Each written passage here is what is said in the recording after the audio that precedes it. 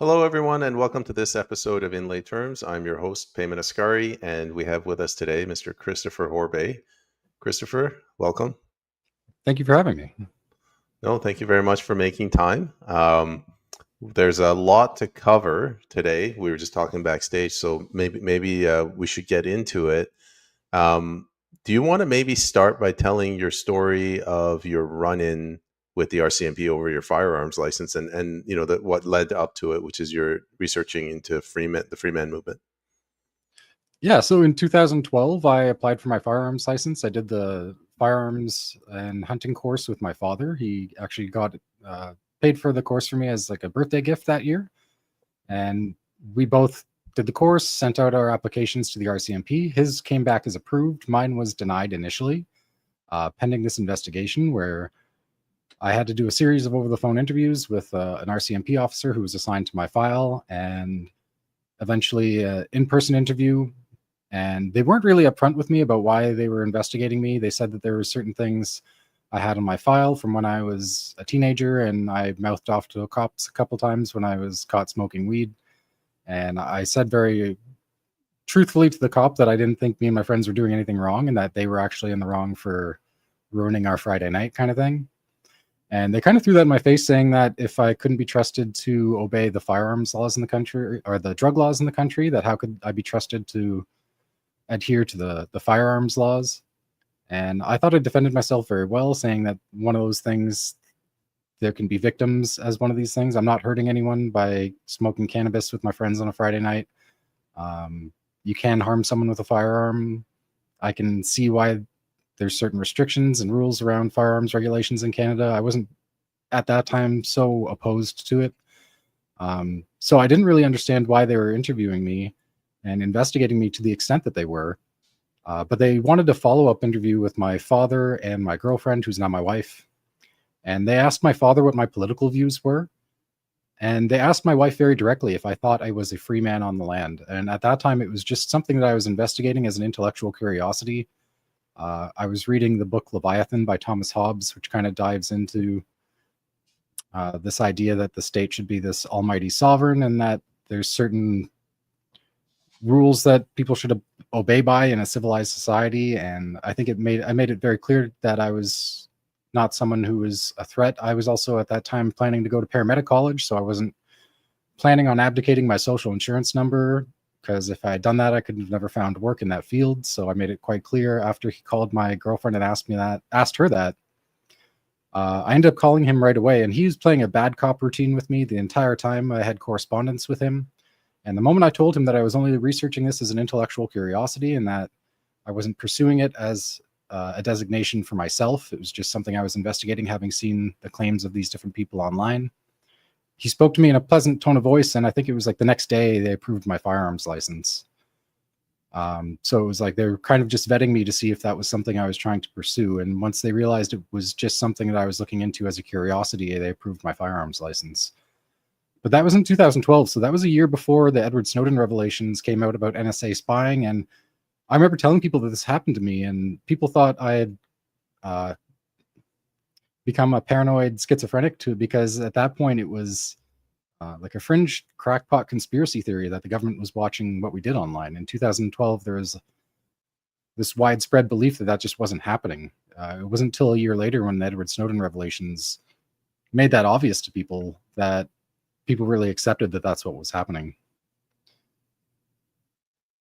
Isn't it?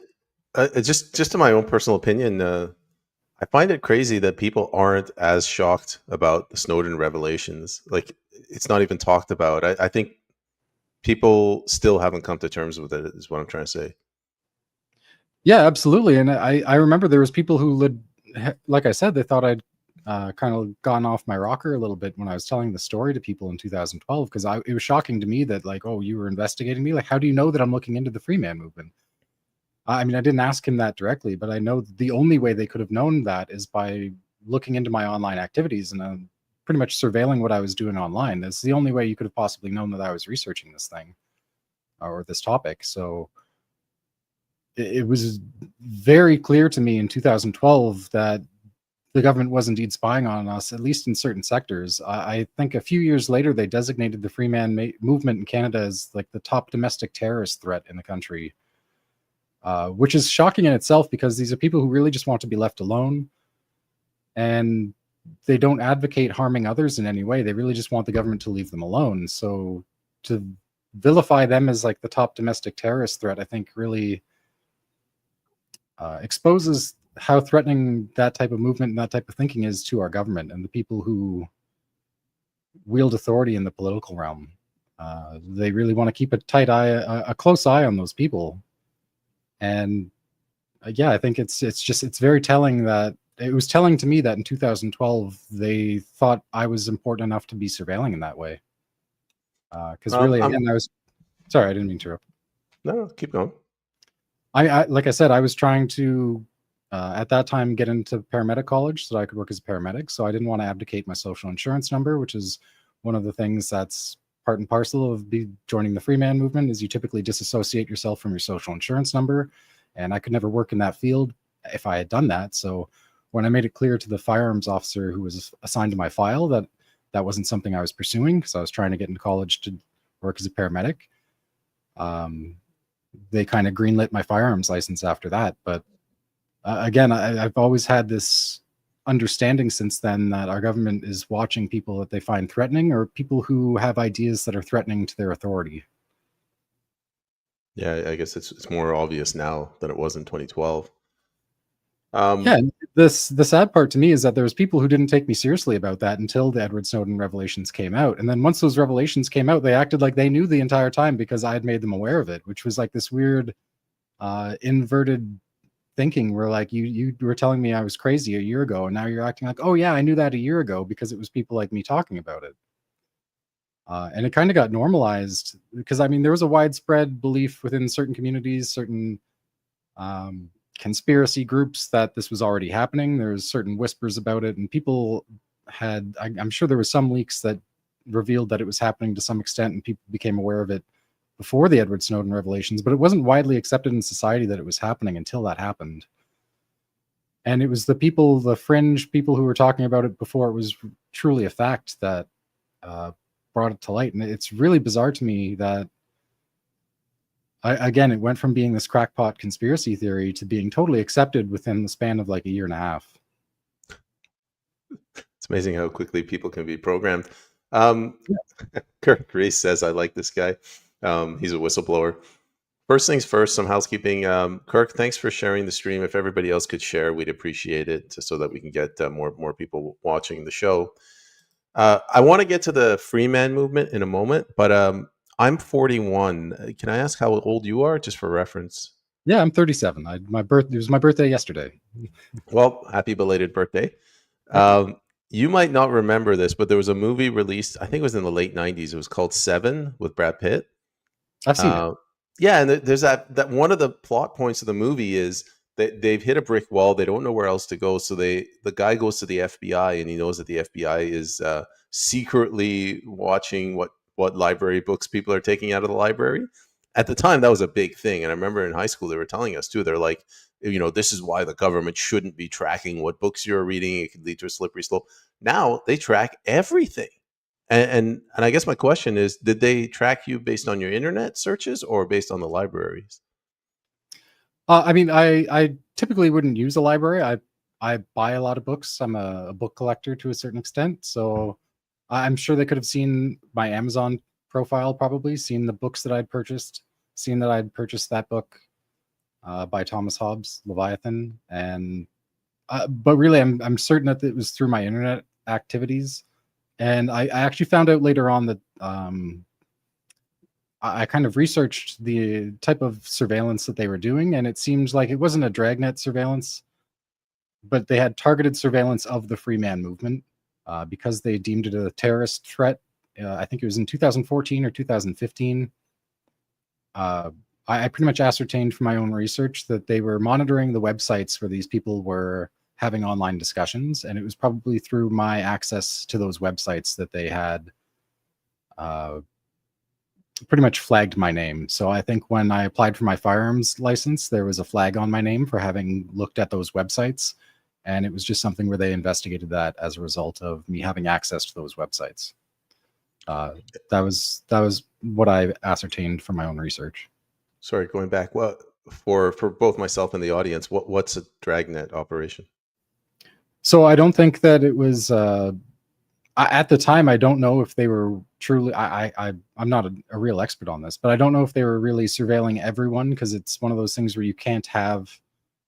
There isn't an agent watching every single person online, but they would essentially flag certain activity so that if you did something like apply for a firearms license, there was then a flag that was automated. So there's some automated system where they would pretty much flag any name that accessed certain websites or certain information. And then if you did something important, they would put you under a level of investigation, because there'd be too many people to investigate. There wouldn't be enough CSIS or RCMP officers to investigate everyone who's looking into questionable material. So they would just flag it. And then I'm sure now with AI, they probably have AI scanning all of our online activities, all the data that we feed into internet providers and social media sites. I'm sure that's all monitored through artificial intelligence now. And there was probably a rudimentary system that they had 13 years ago for doing the same thing. I just think it wasn't probably scaled up to the extent that it is now, that they could do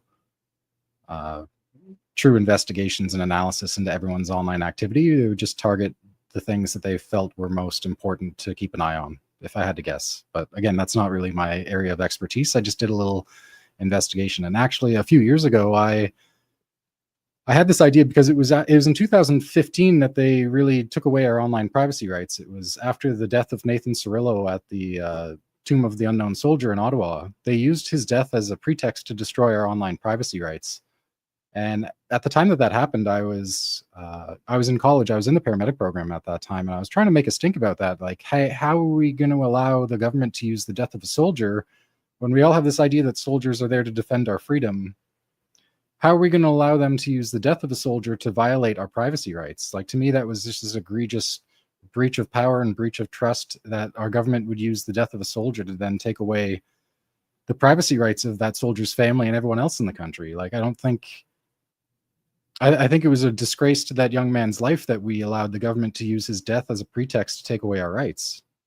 And I tried to talk about that. I tried to bring that up a lot, but I just kind of got blank stares from people when I talked about that then. And it was maybe a few years later, maybe in 2018 or 19, when I got the idea to file a Freedom of Information request to find out how they actually had been surveilling me. Like, hey, how did you know to question me about the Freeman movement? What type of surveillance was I under that brought me into that situation where I was being interviewed by the RCMP about it? And the response that I got from my Freedom of Information request was that was pretty much classified material that they couldn't tell me. So, I mean, it costs about, I think at the time, it cost $5 to submit a Freedom of Information request in Canada. I'm not sure if that fee schedule has changed since then. I did submit a few actual Freedom of Information requests at that time. Only one pertaining to that, but the response I got back was that they just wouldn't tell me, because it's my understanding that that level of surveillance in 2012, I believe, was illegal under our laws. So I think there was something where it may have been some sort of Five Eyes operation where they had some foreign intelligence monitoring Canadian citizens, so they could go to the UK government or the US government, the Australian government, and have them monitor their own citizens, and that would be technically legal, even though if they were monitoring their own citizens to that extent at that time, I think that would have technically been illegal under Canadian law in 2012. So again, I never really got an answer, but that's just my suspicion, having looked into it a little bit. Again, some housekeeping. Cold Deck says, great topic, guys. Thanks, Cold Deck. If you could share the stream again, greatly appreciated. I didn't realize 2015. I was completely politically not involved. I didn't realize that was under Harper, correct? That incident. Yeah, it was. It was. I remember the incident. I just thought it was par for the course because it wasn't that far after 9/11. But I remember after 9/11, 2001, there was an incident where this old man, he's probably deceased now. He was in his 60s, 70s, and he's in the locker room after going for a swim, and he says to a couple guys like, I don't know that I don't really believe this narrative that these planes took down the towers. They went and they reported this guy, an American citizen. They reported him to the FBI. The FBI came and questioned him, and he's like, "What the hell's going on to my country?" And that was 2001. Now fast forward to 2025. I mean, it's par for the course. Yeah, I mean, it's shocking to me how people have just accepted something that really they, before it was a known fact, really resisted. Like, there's no way that could be happening. That would be so egregious. Like, people had this perspective about it in 2012 that it would just be this massive violation of their rights, and now we've just, in the span of just a little more than 10 years, completely accepted it. Like, everyone just accepts that their cell phone is spying on them. I mean, I used to have a BlackBerry Key 2, and that BlackBerry, it had software that was built into the hardware. So anytime your microphone or your camera was accessed, you'd get a notification. And again, because I was very aware of government surveillance in 2012, having been exposed to just my story alone that I've shared with you made me very aware of it. I ended up getting this phone so that I could see how my phone was spying on me. And I had that phone for a few years, and it really opened my eyes to how our phones spy on us. And I would just be driving home listening to music in a car by myself, and I'd see the notification when I got to my house that Google was listening to me for 45 minutes. It was a really eye-opening experience to own one of those phones, just to see the level of surveillance that we live under now. And it's one of those things where I have a hard time accepting that our government doesn't know where all the drugs are coming from in our country. When we have things like Palantir now, we have artificially intelligent programs that can monitor the data that they're collecting through all this surveillance. So I feel like there's a large amount of like criminality that the government is personally involved with, because I don't think it could be operating outside of their awareness. And I think that's something that people have to really grapple with, that if you have this, again, Palantir level of surveillance, why are certain things like child trafficking and, again, hard drugs being allowed to be why do we have hard drugs pouring into our communities? I mean, if the government knew that I was looking into the Freeman movement in 2012, I have a very hard time believing that they don't know where those drugs are coming from, who the child traffickers are. And I think ultimately they have to be involved with it to some degree. And I think that's something that stemmed out of Pablo Escobar trying to run for the presidency in Colombia many decades ago, that I think there was a decision that was made that they can't allow just criminals to amass billions of dollars that can actually challenge the established authorities and challenge the establishment. So I think that they're now working with a lot of these bad actors to keep control over things. That's an interesting perspective. Yeah. It sounds crazy, but I don't think it could possibly work any other way. Like, if you really think about it, how else could all of those things be happening without it being sanctioned by these intelligence agencies, who obviously have the ability to recognize where it's all coming from?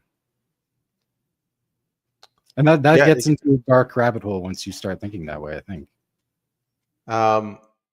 That I'd never thought about the Pablo Escobar thing, but Peggy says Operation Gladio, the intelligence agencies run drugs trade. Look up. A lot of people have mentioned this. I mean, I don't want to get conspiratorial, but whatever you want to call it, the deep state, the intel agencies, they get their money from the government, which comes from, in some ways, from the banks. But there's two other revenues. One is drugs, one is human trafficking. And you're right. I mean, how often do you see these big, massive drug busts are going after human trafficking? It can't possibly be that impossible to track. No, I think it's probably really easy. I think that it's one of those things where they know that it's going to happen, and they probably sit down with some of these people and say, look, we know you're doing this. You can either go to jail for the rest of your life, or you can work for us now. I mean, if you really think about this rationally, I think that's probably what's happened, that a lot of these people who maybe didn't start out working for the government have now been turned into informants or agents of the government, where they're allowed to continue their criminal enterprise, but the government takes a cut. and probably restricts some of their activities so they can't do certain things. That's just my belief, having researched it on my own. But You know what's funny? You mentioned Pablo Escobar. Cocaine used to be legal in Colombia, so that meant the price was low and it could be taxed. And then when they criminalized it, they got rid of the tax revenue and the price shot up.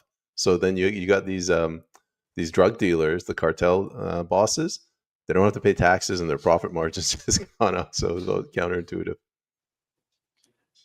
yeah, and I mean, there's so much mismanagement with government.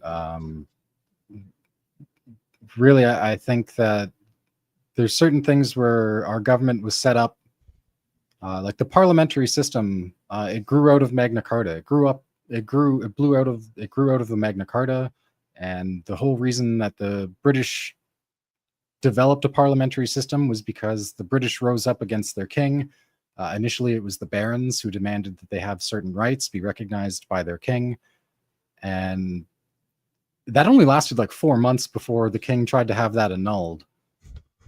So there was like it was a struggle that happened over the course of many years, many decades, many centuries, where the barons fought for those rights for themselves. And then that was initially only something that was available to the barons. And then later on, the peasants demanded the same rights. And it was when the peasants demanded all these rights that they ended up developing the parliamentary system, which was, the basis of common law. And in Canada, British common law is like the foundation of our own legal system. And really, I think the government that was developed for and by the people has been corrupted to such an extent that it really doesn't work for the benefit of the average person anymore. I think they've been completely captured by banking interests and other large corporate financial interests who have a lot to gain by being able to bribe and control and blackmail the politicians who make up our parliamentary system. I think it's a completely corrupt system now, and it doesn't really represent the will of the people. It's just using that as a facade, as a mask to maintain our consent. And I think every election cycle, we just keep consenting to a system that has been broken a long time ago. It's been broken for decades now. And again, I became acutely aware of this over the course of different things that have happened to me in the last 12 or 13 years. So it's something I've been thinking about for a really long time now, is how do we kind of fix this problem with corruption? And again, I was part of a lawsuit against the government of Canada. I was a participant in the Cummer lawsuit, the Committee on Monetary and Economic Reform. They were a group of citizens led by Anne Emmett. She was the one primarily responsible for filing that lawsuit against the government of Canada to reinstitute the Bank of Canada to its original mandate. Just as a quick little piece of information for the viewers here, we nationalized our central bank in Canada in 1938. We fully nationalized the Bank of Canada in 1938, and still a public asset. We still maintain full control over the Bank of Canada. But in 1973, Pierre Elliott Trudeau, he changed our Bank Act to allow fractional reserve lending from our private banks. And really, between 1938 and 1973, we would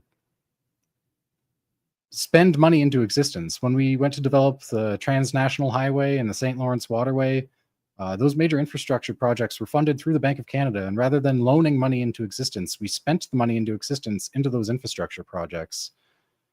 So doing so didn't create debt. And when they changed the Bank Act in 1973, those changes took effect the following year in 1974. They essentially started loaning money into existence through private banks. So rather than spending the money through the Bank of Canada into our infrastructure projects, we started borrowing money from private banks who were allowed to pretty much create it from nothing through a fractional reserve system where for every $5 they had, they could loan out 100. And really, there's a major difference between spending money into existence and loaning it into existence, because our debt has now spiraled up to like north of $2 trillion, I believe, currently. So, really, all of that debt is money that we could have spent on infrastructure if we had been using the Bank of Canada to finance all of our spending. But really, they're just creating agreements with these banks to borrow money that they don't have, and then the promise is that their citizens will pay it back. So, I mean, I would myself call that a system of modern day slavery, because you're being forced to work for people who have done nothing in exchange for you. They've given you money that they've created from nothing, rather given it to our government. And our government agrees to pay compound interest on those debts.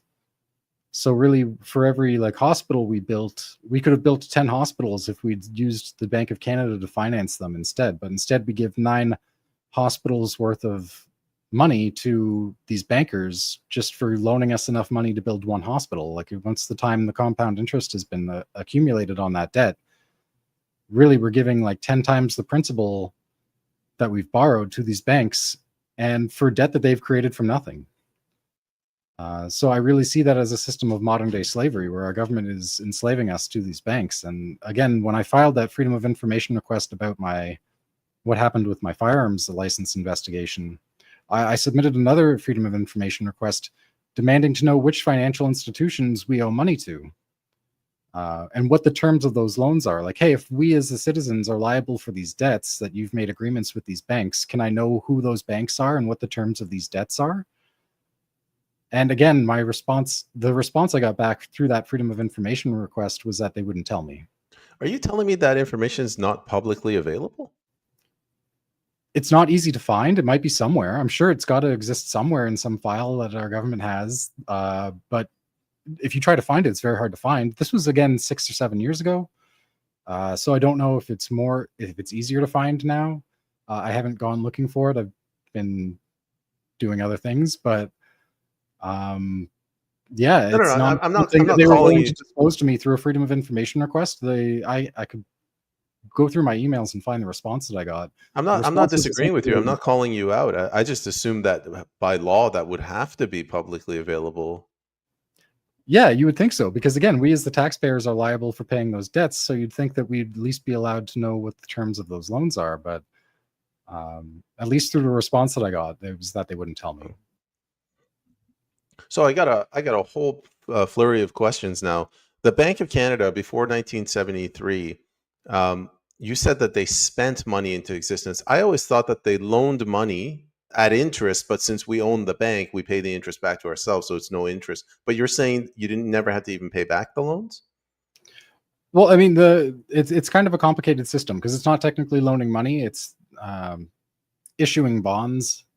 So it's a little bit convoluted. I really just oversimplified it for the sake of making it understandable to people in the short period of time we have to discuss this here. But yeah, it is kind of like what you said, where essentially they could issue interest-free loans to all levels of government. And that's something that still exists today. It was enshrined in our Constitution by the men who nationalized our central bank. And I confronted lots of our political leaders about this. I confronted Jack Layton about this when he was still alive, when he was the leader of the NDP party. He used to have a booth at the Taste of the Danforth every year, where he would have, because that was his constituency, that was his riding. And my mother, she lived right off the Danforth, and I used to go to the Taste of the Danforth with my mother and my family every year. So when I saw him at that booth, I had seen that he was on video speaking with young people, and this was at a time when cell phones only recently started having like phones or cameras on them. So he was talking with a group of like college or university students, and I don't even think he knew he was being recorded, but he was saying very clearly and very overtly that we were being enslaved to these banks, that the government was essentially using debts to these banks to enslave us to debt. And I asked him very upfront. I wasn't super upfront. I actually kind of blindsided him. I told him that I voted for him in the last election, which I hadn't. But I just kind of wanted to cozy up to him to ask him a more intense question. So I told him that if he wanted me to vote for him again, that he would have to bring up that issue. And I asked him very directly, why don't you ever talk about that in debate? Why don't you ever bring that up when there's like news cameras interviewing you? That this is an issue that needs to be addressed. Because if people understood how our banking system was being used to force us to work for banks that are creating debts from nothing, if you championed that as an issue, I told him, like, people would probably make you the next Prime Minister of Canada if they understood the significance of what was being done to them through our banking system. And he kind of threw that back at me, asking me how I knew these things. But ultimately, he kind of dodged my question a lot. And when I asked him, I kept pressing him a little bit. He looked like he'd seen a ghost, and generally the response that he gave me the distinct impression that someone had threatened him. That someone had told him that if he kept talking about those things, or if he wasn't careful to talk about those things in a way that he wasn't being caught talking about them on camera, that something would happen to him. And again, he didn't say anything like that. It was just the impression that I got. I would say to this day, I've never seen a grown man more afraid than Jack Layton was when I asked him about this. And I think it was 2019, I confronted Kathleen Wynne about this as well.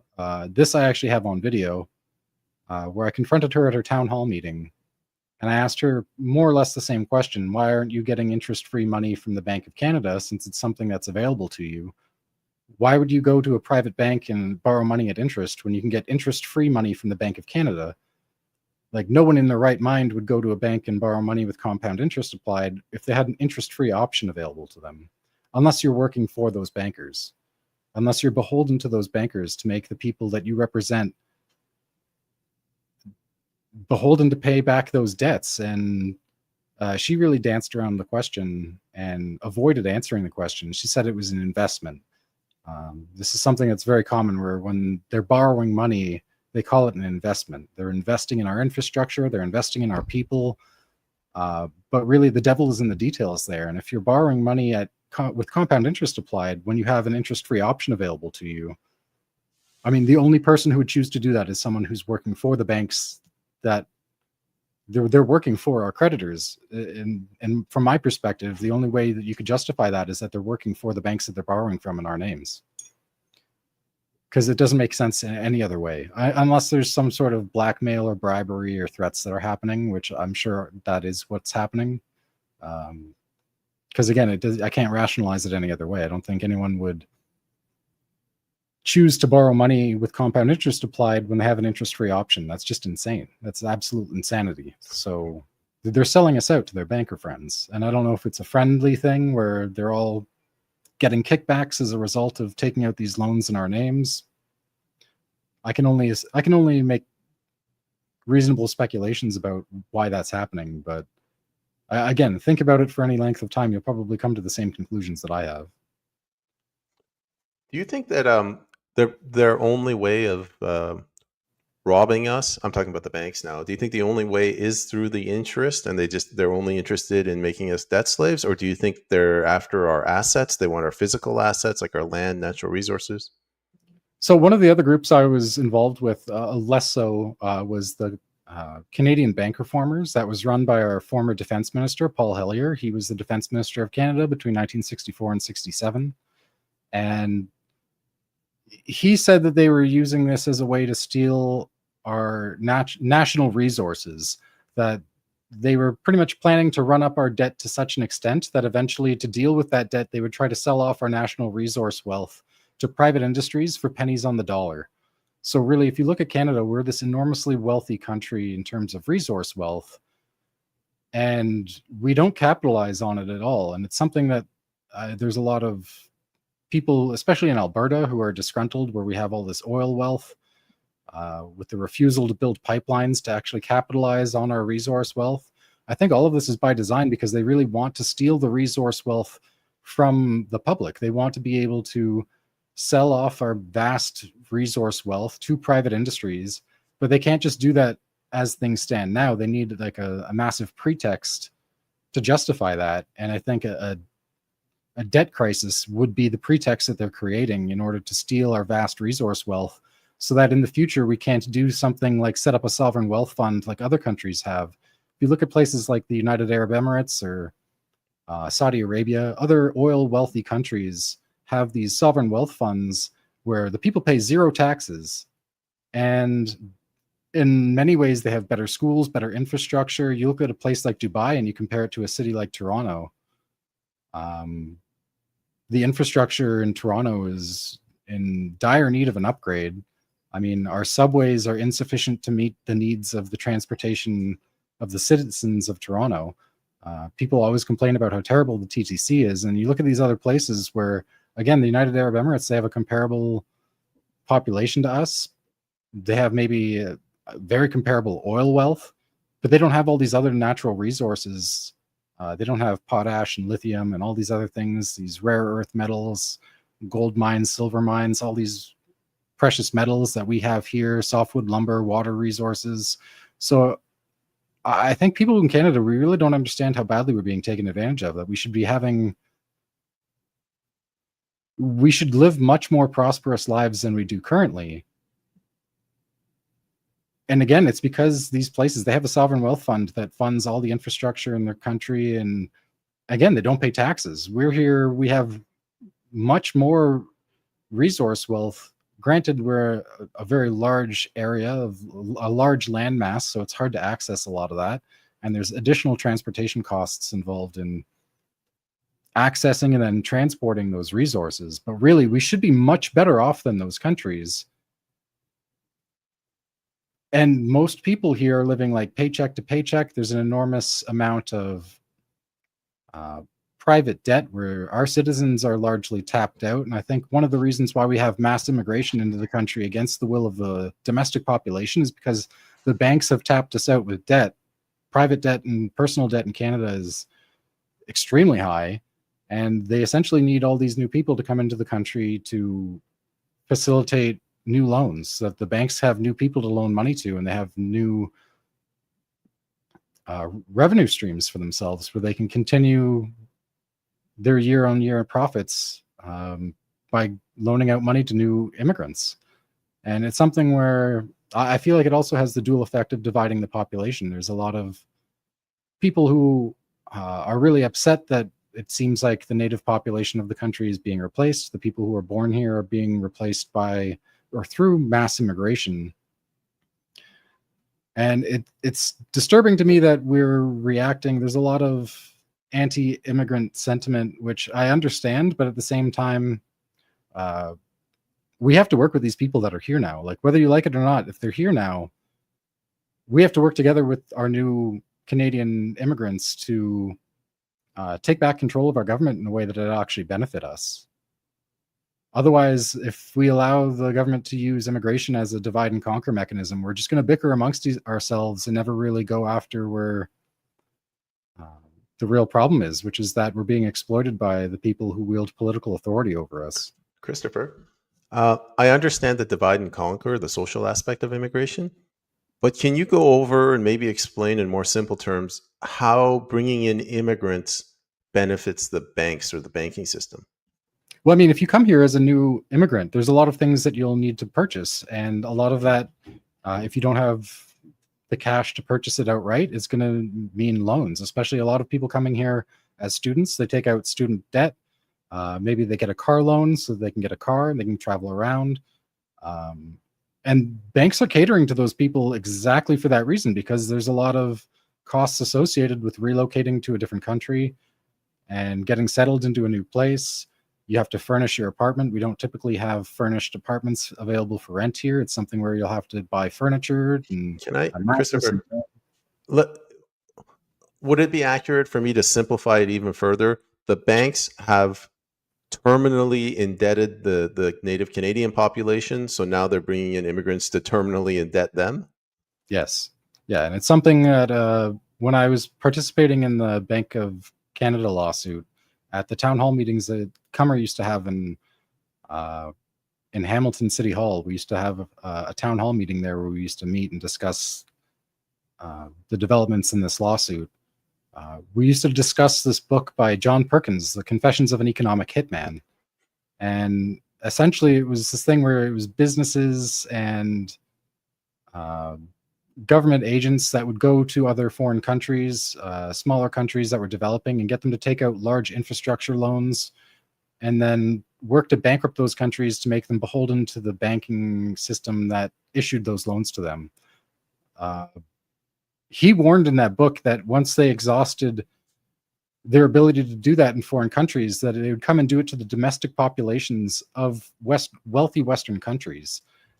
And we were trying to warn the public about that back in like 2012, between 2012, 2015, when most of this work happened.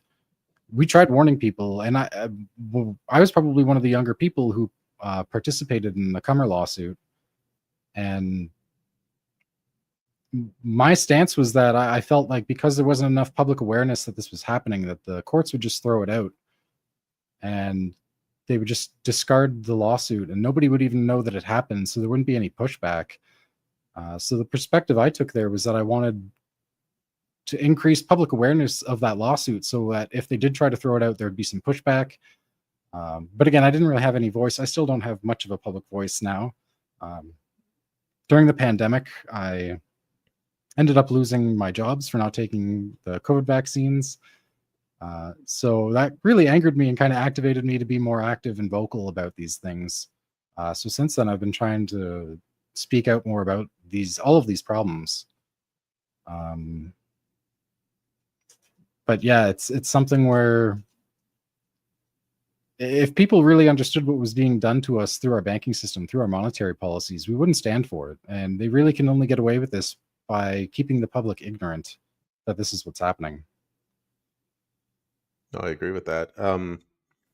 Speaking of you not really having much of a public voice, if everybody could share the stream, we'd appreciate it. This is something that's a very important topic we're talking about today. We should get it out to more Canadians. Let's not switch gears. Tell me about the Comer case. What happened to that? Why did it fail? So essentially, our Supreme Court threw it out, and they said that it wasn't a constitutionally valid claim. But again, the reason why it took the banking cabal, I would call them, many decades longer than the United States to get their hooks into Canada. I think this is just my own perspective, after the Federal Reserve System was kind of foisted into the United States government through a bill that was passed over like a Christmas break when most of the senators or congressmen, I can't remember exactly who voted it through. I'm not intimately familiar with American politics to that extent, but essentially when they saw that they were hoodwinked into passing the Federal Reserve Act in the United States, I think there was a bunch of statesmen in Canada who recognized that they didn't want that to happen here. So actually, over the course of many decades, they tried to nationalize our central bank. It was partially and then fully nationalized by the man who's on our $50 bill. And I think it's actually an insult to his legacy that they put his face on the $50 bill. Very similar to Andrew Jackson being on the face of the US 20. Both of those people are Lionel Mackenzie King. It's the man on our $50 bill. He's very much like Canada's Andrew Jackson, where he tried to stand against the banking system. And one of the ladies who participated in our meetings in Comer, and she, I think, was a member of the Canadian Bank Reformers as well, was a University of Toronto professor, a history professor who used to teach a free course at the University of Toronto on monetary history. And it's actually one of the most interesting aspects of our history is that we had a bunch of statesmen really fight the banking cabal to take control over our money and our banking system so that this wouldn't happen, so that we wouldn't be forced to pay off debts that bankers create from nothing. And I think there was an awareness that that was a type of slavery where if you could force people to work for you while you do nothing, that's a form of slavery. It's a part-time slavery where a percentage of your life is taken from you and given to someone who's done nothing in exchange for that portion of your life that they've taken from you.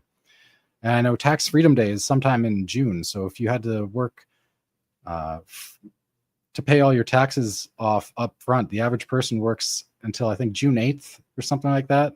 So 5 months of the year we work just to pay our taxes off.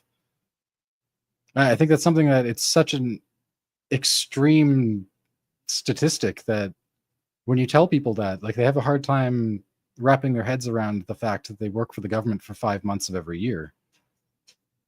So it's like every 2.5 years you work a year for the government. That's insanity. Like, if people really understood that that's what's being taken from them, we wouldn't tolerate that. And it's only through the way that they veil all of this. Again, like when I said I was oversimplifying how we issue our debt, they use this bond process, and it's really just a way to convolute the process where bonds are issued and then owed back. But it's really just stapling debt together. It's a way of just disguising how the debt is created from nothing, so that people don't really recognize that that's what's being done to them. All right. Another question about the Comer case. The lawyer was Rocco Gallardi? Rocco Gallardi, yeah. He was Rocco Gallardi. He was our lawyer for that. And Again, I have some mixed feelings about how the lawsuit was handled. I was, again, very young when I was dealing with this. I've learned a lot about how that all went down since then, and it's really discouraging to me that the way that this lawsuit was handled and the way it was thrown out, we can essentially never bring forward another lawsuit to do the same thing ever again. So the way it was thrown out and the way it was handled, we can't bring that lawsuit back to the courts and try to get that through the courts again. And the Supreme Court at the time, they said that it was an issue that had to be handled by the legislature instead of the judiciary. But at the time, the legislature was trying to push forward the Canadian Infrastructure Bank, which to me was a conflict of interest to try to push this issue back to the legislature when the legislature at that time was trying to push forward this bill to set up the Canadian Infrastructure Bank, which a lot of us in this community, the banking reform, monetary reform community, were saying and warning was a scheme for laundering our money through infrastructure projects. And again, what you were saying earlier about them, different ways that they try to rob us through the banking system. There's so many major infrastructure projects that we financed through through that infrastructure bank that didn't even get started. We're like, we paid for a pipeline and no pipeline was built. So where do you think that money went? People are just pocketing that. That's a way of just robbing the public in a way that, like, oh, it looks like, you know, things just didn't work out, but they've robbed us of like tens of billions of dollars and nobody's held accountable for that. Nobody has to go before a committee and answer questions about how that money could be siphoned out of our economy. Time out. Yeah. We're covering too much ground. The Sorry. Canadian Infrastructure Bank, what is it? Is it actually a bank or is it getting loans from commercial banks? I don't know a lot of the intimate details about how it operates, but I have gathered that it's just a money laundering operation where they can disguise moving money from the public treasury into private hands. And again, many of the projects that have been financed through that didn't end up getting built. So it's like if you pay $50 billion, or I don't know, that might be an exaggeration. I can't remember the exact figure. I don't have those memorized. But if you pay billions of dollars to have a pipeline built and no pipeline gets built, there has to be someone answering to where that money went. It's like, oh, we just gave the money to the companies that were going to build it, even though they didn't build it. Like, who wrote the contract where you're allowed to take all of the funds for building a pipeline and not build it? I'm sorry if I interrupt you again, but Go ahead. this happens so much. I remember in 2024, there was the green slush fund scandal. Didn't Trudeau buy a whole bunch of like industrial refrigerators for some grocery store chain? Loblaws. Like this is like Goebbels. He said that if you repeat a lie enough times, people will believe it. Now we're operating that like if there's enough scandals coming out tomorrow, people will stop thinking about the scandal from yesterday. Like we're just being buried under these scandals. Yeah, I think part of that is this cat and mouse game where they try to feel out the public. So they probably did a couple test runs with smaller infrastructure projects to see if they could get away with it. If there was enough awareness of the public within the public that this was happening, that they could get away with it. And I think they learned very quickly that they could, and that there wasn't enough awareness amongst the general population here.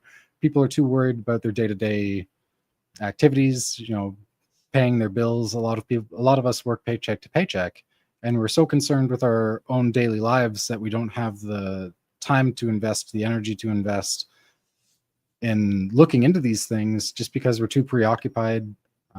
We live busy lives, and people just don't recognize that this is being done to them. So they probably did like a couple test runs to see if they could get away with it, if there would be enough public backlash to try to stop it. And they probably recognize that they can keep doing this. And really, I think you look throughout history, I mentioned the Magna Carta, there's been this cat and mouse game between the people who hold power and authority and the average people, where we'll establish some sort of rights for ourselves. We'll set up a Magna Carta, we'll set up a Bill of Rights, and then the people in power, their interest isn't in keeping us free. If you're someone who holds power and authority, your interest is in control and having more power. So our interests are completely contrary to the people that we entrust with political authority. And my perspective on all of this, having looked at it for I don't know, the last 15 years or so, is that if we really want to change this, I've spoken mostly about the problems here. I'd like to speak more about solutions. You look at things that they're trying to introduce now, like these digital ID systems. When our parliamentary system was created, we didn't have technology. We didn't have the internet. We have to recognize that we have this technological age, this information age that we're living in now. And really, I think the solution lies in that we should be using technology to rein in our government so that we can use technology to make it as close to impossible as possible as we can for our government not to operate in a way that violates our rights or just take away their ability to be corrupt. Like we need to use technology to eliminate political corruption. And they're trying to, I think, do the exact same thing to us, where I think we can either put the chains on our government and we can live as free people again. And if we fail to do that, they're going to use technology to put chains on us through these digital ID systems, through mass surveillance. We saw that during the Freedom Convoy. You can just turn off people's bank accounts. I was actually at the Freedom Convoy. I went to Ottawa as a representative of a private cryptocurrency.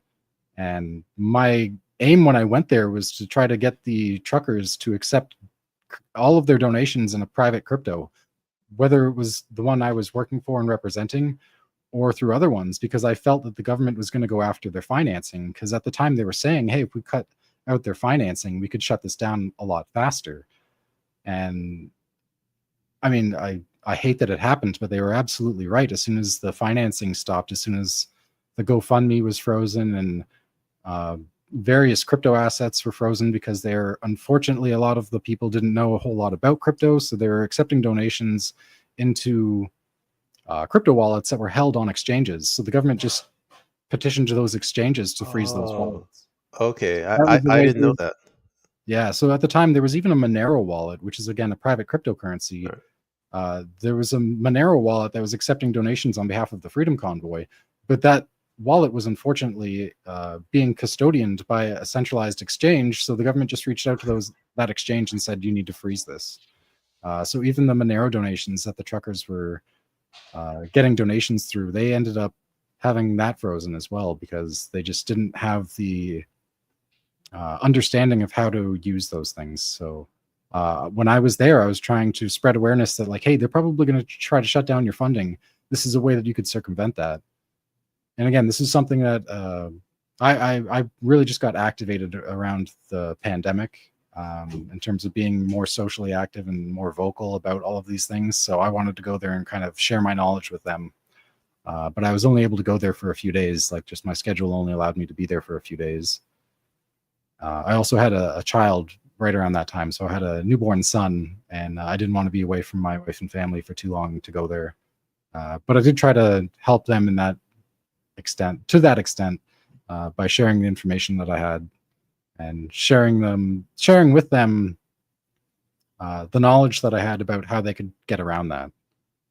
But really, my perspective now is that we really need to use these new technologies, things like blockchain. We need to use those to control our government, and if we don't, they're going to use it to control us. So this is the ultimate cat and mouse game. I call myself Crypt0Spartacus on Twitter, because I feel like this has been like a multi-thousand years, like for most of human history, there's been this cat and mouse game between authority and average people, where authority wants more power and control over the average person, and the average person just wants freedom. If you want freedom to triumph, we're going to have to use technology to put those people in check, to put the people who we've bestowed with the responsibility of representing us through these parliamentary systems. We need to have a way of holding them accountable and limiting how much they can do to us. And if we don't, they're going to run rickshaw over us. Like I went to London a couple weeks ago for a blockchain conference, and again, Keir Starmer, like a little more than a month ago, announcing that he's making digital ID mandatory for the right to work. We don't elect these people to do that to us. That's absolutely contrary to what the average person wants. And he didn't run a campaign saying that he was going to do that. So really, they get elected and then they try to force these things down our throat. Like, that's not a parliamentary system that represents the people. I viewed him getting on TV and saying those things as a direct threat to the British public. Like, he's saying that is him getting on TV and saying this is going to be mandatory as a right to work. You didn't mention that at all during your campaign, and now you're getting on TV and threatening the people that you claim to represent with something that's really like the death knell of their freedom and their rights. Like, you're supposed to be, the parliamentary system exists to defend our rights and defend the will of the public, but it doesn't do that anymore. So I actually made a video that I'll be publishing soon outside of Big Ben about this need for a neo Magna Carta, that we're going to need a movement by the people for the people to demand checks and balances be placed on our governments, so that they can't just do whatever they want to us, so that they actually have to recognize our rights and preserve them. And I think really the only way we're going to do that is with these new technologies. The same way that they want to have a digital ID system to control us, we actually could use those exact same technologies to eliminate corruption within our governments. And I think once people get that idea, it's a hard idea to get out of their heads. It's just people, I think there's so much demoralization. A lot of people, they really don't like what our governments are doing. We all kind of recognize how corrupt our governments are. This 50-year mortgage that Donald Trump came out with a couple days ago, nobody wants that. That's insane. People want it to be easier to buy a home. They don't want to spend an extra $500,000 on interest financing the purchase of a home. That's completely against what we want. And really, I think it's going to come down to us figuring out that we can use these technologies to take back control of our government. And if we don't, they're going to use it to enslave us. Like, I see what's happened in China with their digital ID system and the social credit system that they have. We don't want that here. Nobody wants that here. There's absolutely no one outside of government who wants that here. And if they try to force that on us, it's a clear line in the sand that's being drawn, where they're threatening us with that sort of system, knowing that we don't want it. And really, I think if we allow that to happen, if we cross that line in the sand where we allow them to have this digital ID system that's centralized in their control, we'd never be able to cross that line in the sand again. If you look at what's happened in China, it'd be very hard for the people of China, if they even had the will to group up against their government, to do it, just because of the amount of control that the government has. Like, oh, we're not allowed, we will prohibit you from getting on a train to go to some mass protest, or freeze your bank account, freeze your funds so that you can't finance yourself to do anything. That's really where this is going to head unless we kind of snap out of it. You know, I was thinking to myself a couple of weeks ago, the government has such a now we're going back to how you said cracking down on drug trafficking and human trafficking. The government has basically made it. It's going to get to a point where it's going to make it impossible for ordinary citizens to commit crime, at which point the government will have a monopoly on crime, because the crime is still going to happen. Like the murders on some scale will happen, but definitely drug trafficking. That they're centralizing power to the point when they have total control of the markets. I think they're going to go after the criminals as well. Yeah, I think you're right. And I think political dissidents as well, people who aren't criminals, but people who just genuinely want to hold the government accountable for the things that they're doing, and hold criminals within politics accountable. This is a way for the people who have been committing crimes against their own populations to avoid accountability. And I think a lot of them are rushing this because they know that. I think that it's an act of desperation that they're trying to force these digital ID systems on people at an accelerated timeline, because I think they know the time is up if people figure this out and we try to figure out a way to use these technologies against them, that there's going to be a reckoning, and that they're going to be held accountable for the crimes that they've been committing against us for many decades now. Like, I mean, I'd said in the United States that they were kind of hijacked in 1913 with the Federal Reserve Act. But I'd say as well, our government was hijacked in 1973 in Canada when the Bank Act was changed. Those changes took effect the next year in 1974, but I would view the passage of that act as a direct assault against the people of Canada, and like a complete corruption of our parliamentary system, where they were then able to force the people who are supposed to represent us to sell us out to these banks.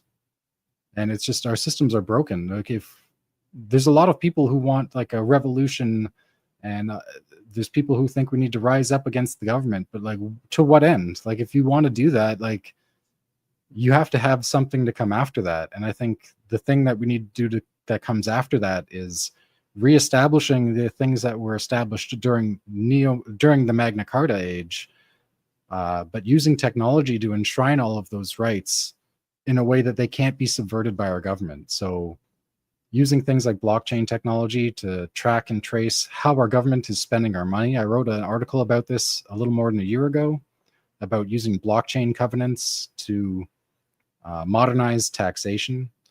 So really, everything that happens on a blockchain is immutably stored there, and you can't change the transaction history after it's happened. If our taxes were on a blockchain system, you'd see exactly every penny where our government is spending our money. And I think if we were able to force that type of system onto our government, just the accountability that you get from having every penny being traceable that our government spends, the accountability that would grow out of that. Like, it'd be very hard for politicians to divert money to their business partners and then have that kicked back to them without there being a record that that's what's happened. But it's kind of a double-edged sword, where people don't want their own financial history to be used against them. But the government absolutely wants that. So it's one of those things where they want privacy for themselves and they want to surveil everyone else. But really, the interests of the public is inverse to that. We want privacy, and we want to know what our government is doing. If you're supposed to represent us, if you're truly public servants, we should be able to know where our money's going, how it's being spent, and we should have full transparency over that. So again, it's this cat and mouse game that's played out over the course of all of human history, where the people in power want more power and authority over the rest of us, and the rest of us just want to be free. Technology is going to bring someone to a checkmate, and we don't want the government to checkmate us with these technologies.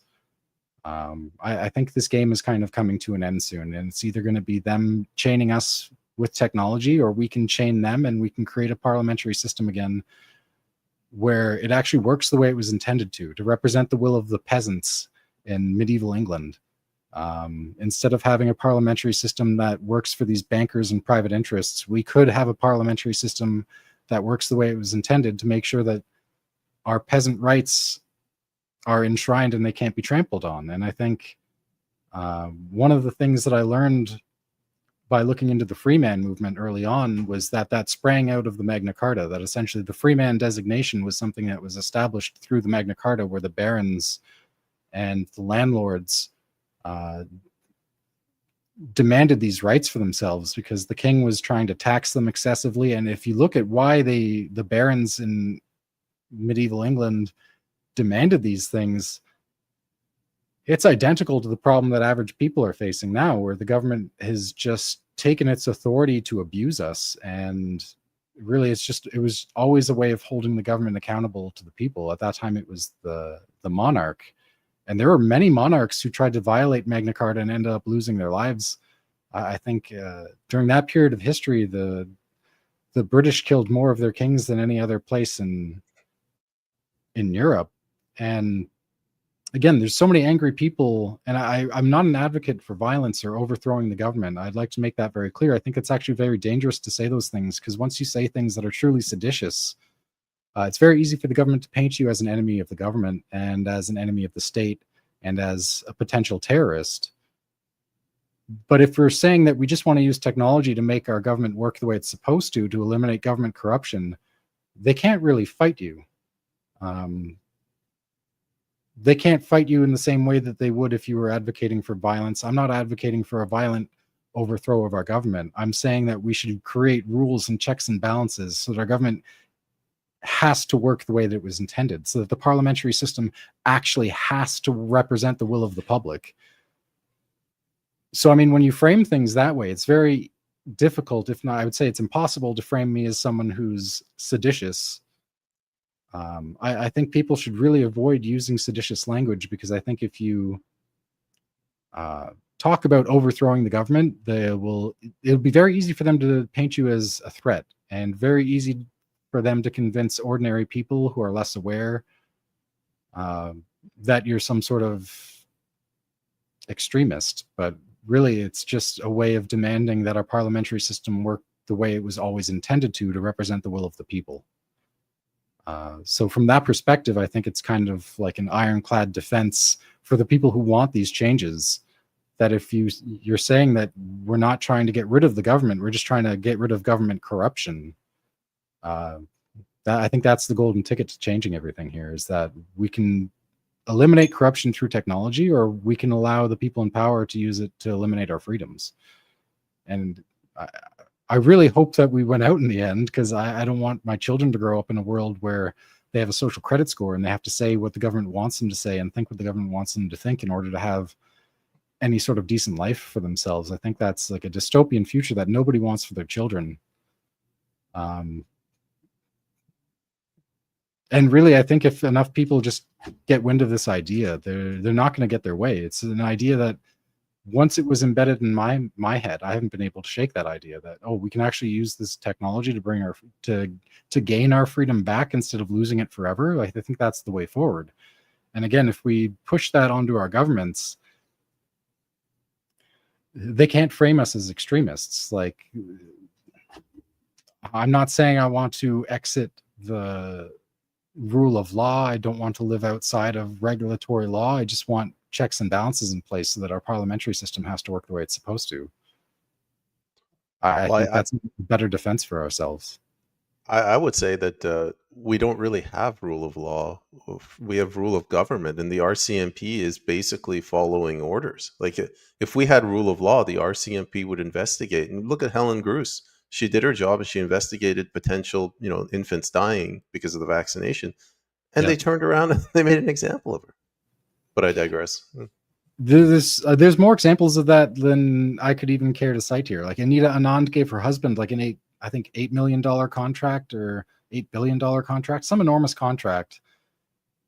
And it's like, how are you the defense minister and you're able to give your husband's company an enormous contract like that? How is that not a conflict of interest? It's just blatant corruption. And we see it at all levels of government now, where they're just not even hiding it anymore, because they know that the public is so distracted by other things that they can just get away with it. I think you also nailed it earlier when you said, I think you called it a cat and mouse game. They test it out, and if they see that the public is okay with it, then they just swarm and they do it en masse. Absolutely. That's something that, again, I think that also happened with the surveillance, where like, oh, let's just have this little leak here. We'll feel out how upset people will get by this, and then we'll try to use the tools at our disposal to normalize it. And again, that's something where people thought that was so crazy in 2012, and then again, it's been completely normalized. People don't even bat an eye when you tell them that. Like, people joke about seeing the targeted ads about something that they've talked about, right? Christopher, you mentioned the Freedom Convoy. When Justin Trudeau called them, racist, sexist, homophobe, transphobe, far fringe minority, it didn't bother me. I was like, this guy's just a loser anyway, just a moron. I woke up one morning and Chrystia Freeland said, we are expanding the scope of FinTrack to include cryptocurrencies. And I was like, holy crap, this will never get reversed. Like, this is not a one-off thing. This will be a permanent clampdown on cryptocurrencies. And that's why I also drove to Ottawa, because of that. Right. Yeah, I mean, it's very hard to undo the things that our government has done. And I think one of the major problems is that these people have always done this with the awareness that one day there'll be a pushback to what they're doing to us, so that they've gone about this in a way where they can. It's going to be very challenging to undo the things that they've done here, to undo legislation, especially the big thing is international agreements. Free trade agreements have clauses in them that completely subvert our national sovereignty. And it's going to be very difficult to undo those agreements because it involves other countries. And there's clauses that involve penalizing us for withdrawing from these agreements, from altering these agreements. And one of the ways that they've subverted our government and our parliamentary system is to bind us into these international agreements that subvert national sovereignty. And I can't remember exactly. I think it was one of our former prime ministers, I can't recall his name off the top of my head, he called this out very openly, saying that the World Economic Forum, that the Bilderberg Group, that the aims of these organizations was to create binding international agreements between countries to subvert the sovereignty of each country individually in a way that would be very hard to undo retroactively after the fact. So I think, unfortunately, we can't just remove ourselves from those agreements. But really, I think this is an international problem. You see that there's this agenda that's being pushed internationally now, and it's not just the British government and our own governments trying to force these digital ID systems. There's a global push for these things, and a lot of it involves global travel. So if you go to another country, you're going to need to have one of these systems, and it's a way of getting people to break and submit to it, because maybe we don't have it here, but they'll submit to it when I'm traveling in this other place because I want to go travel here, or I have to go see a family member who lives in that other country. These people are very smart. So I think they've used these like international think tanks, things like the Cecil Rhodes, the Rhodes Scholarship. They recruit some of the smartest people in the world who are sometimes not particularly wealthy. They give them these scholarship programs. They give them these free rides through their universities. They recruit them into different fraternities and groups that kind of prepare people for global leadership. And then they use their influence over these people to get them to participate in these think tanks to actually plan this out for them. So one of the things we have to recognize is that they've got some of the smartest people in the world that they've really paid, and they've molded these people for the purpose of preserving their authority and their power. And they've almost certainly got they've done a lot of planning as to how this is going to unfold. Like there's certain things where 5 or 6 years ago, people who talked about the things that the World Economic Forum is openly saying now were called crackpot conspiracy theorists, the same way as how mass surveillance was talked about as this crackpot conspiracy. Now they're just going out and saying it on TV, and it's broadcast internationally. This is what we're going to do to you.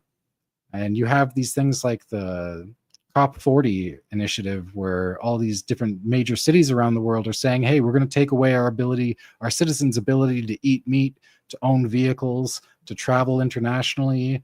Like, we're going to restrict you in the name of climate change. We're going to restrict your diet. We're going to restrict how much you can travel.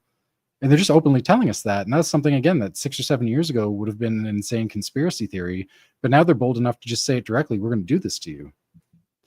And I think, unfortunately, a lot of the influencers that we have who have brought this to our attention have only been focusing on the problems. And I think that's just a way of, I think a lot of these people aren't who they say they are. I think a lot of them are tied up into intelligence agencies, that they're bringing these matters to people's attention in a way that makes it seem like it's an inevitability.